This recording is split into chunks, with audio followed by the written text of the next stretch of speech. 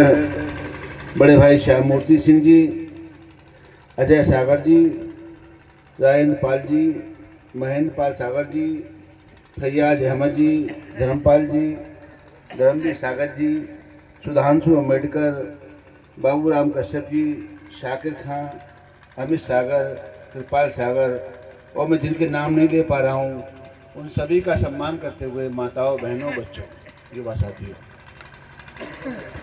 बहुत अच्छा लगा मुझे। मैं अलीगढ़ से चलकर इधर आया हूँ और मैं आज कोई यहाँ पर भाषण देने नहीं आया था। बहुजन समाज पार्टी की राष्ट्रीय अध्यक्ष बहन कुमारी मायावती जी के निर्देश पर ये तय हुआ था कि हमारे जो सेक्टर के जोनल के इंचार्ज हैं वो जाएंगे बूथ पर, सेक्टर पर, और आप लोगों से वार्ता करके और वहाँ का जो सेक्टर गठन हो रहा है अपने सामने कराएंगे। फिर उसके बाद उन सेक्टर के पदाधिकारियों को, बूथ के पदाधिकारियों को, विधानसभा के पदाधिकारियों के साथ बैठकर समझा कर आएंगे कि चुनाव आपको कैसे जीतना है। आज का सब्जेक्ट ये था, लेकिन आप लोगों को देखकर अभी हमारे बड़े भाई श्याम मूर्ति जी ने बहुत सी बात रखी और वास्तव में इनकी बात को मैं आगे बढ़ाते हुए ये कहना चाहूँगा कि बाबा साहब डॉक्टर अम्बेडकर को जिसने समझ लिया फिर उसे कोई गुमराह नहीं कर सकता, और बाबा साहब को जिसने नहीं समझा, बाबा साहब को जिसने नहीं समझा उसको कोई समझा नहीं सकता। अगर कोई गुमराह हो रहा है बहुजन समाज पार्टी से और कहीं वोट डाल रहा है तो फिर आप समझिए वो अम्बेडकर अनुयायी करीब हो ही नहीं सकता है। तो बाबा साहब डॉक्टर अम्बेडकर जब प्रथम चुनाव लड़ रहे थे 1952 में, तो उस समय बाबा साहब को हारने के लिए कांग्रेस पार्टी ने बाबा साहब के नौकर को टिकट दिया था। ये बहुत समझने की बात है। आप अंदाज लगाओ कि आज की पोजीशन छोड़ो, उस जमाने में 1952 में जब देश आज़ाद हो रहा था, हो गया था, पहला चुनाव हो रहा था, उस समय बाबा साहब अम्बेडकर चुनाव लड़े थे एमपी का, तो उनके सामने किसको लड़ाया कांग्रेस ने? उनके नौकर को, और पैसा बहाया पानी की तरह, पैसा बहाया पानी की तरह, और बाबा साहब डॉक्टर अम्बेडकर को 10-11 हजार वोट से हराने का काम किया कांग्रेस ने। कांग्रेस नहीं चाहती थी कि बाबा साहब डॉक्टर अम्बेडकर संसद में जाकर दहाड़ें, संसद में जाकर अपनी बात रखें, लेकिन कांग्रेस के अरमान पूरे नहीं हो पाए कभी। बाबा साहब ऐसे व्यक्ति थे, और बाबा साहब डॉक्टर अम्बेडकर को समझने का काम किसने किया?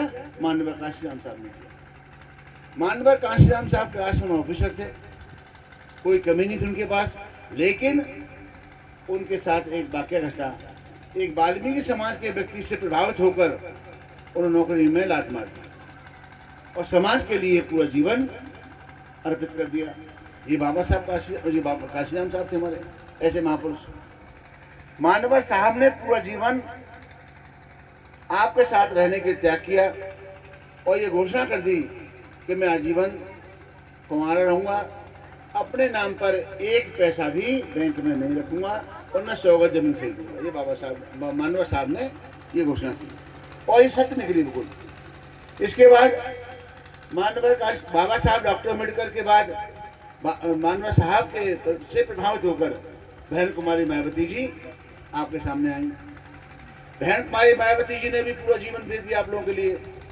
अगर हम लोग आज भी, यदि हम लोग आज भी ये क्वेश्चन उठाएं बाबा साहब पर, बहन जी पर, काशीराम साहब पर कि हम कुछ नहीं कर रहे हैं, तो बहुत ही शर्म की बात है, बहुत सोचने की बात है।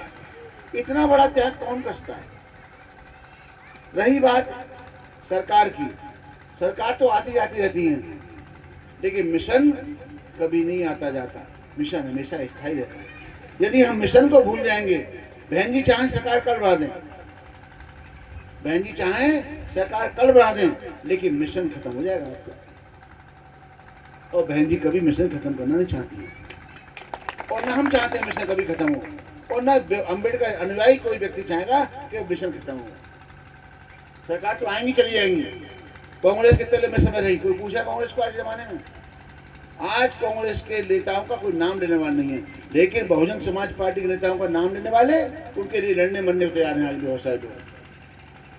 तो ये केवल समझने की चीज़ है, आपको समझना है। और रही बात चंद्रशेखर आज़ाद की, तो हमसे ज़्यादा कोई नहीं जानता उनको। हमारे पड़ोसी हैं तो कुछ अलीगढ़ के पास ही है, मुजफ्फरनगर मेरठ के, हम सब जानते हैं, आप सब भी जानते हो। लेकिन युवा जो साथी है हमारा, वो थोड़ा जल्दी चाहता है कि हमें जल्दी रेट में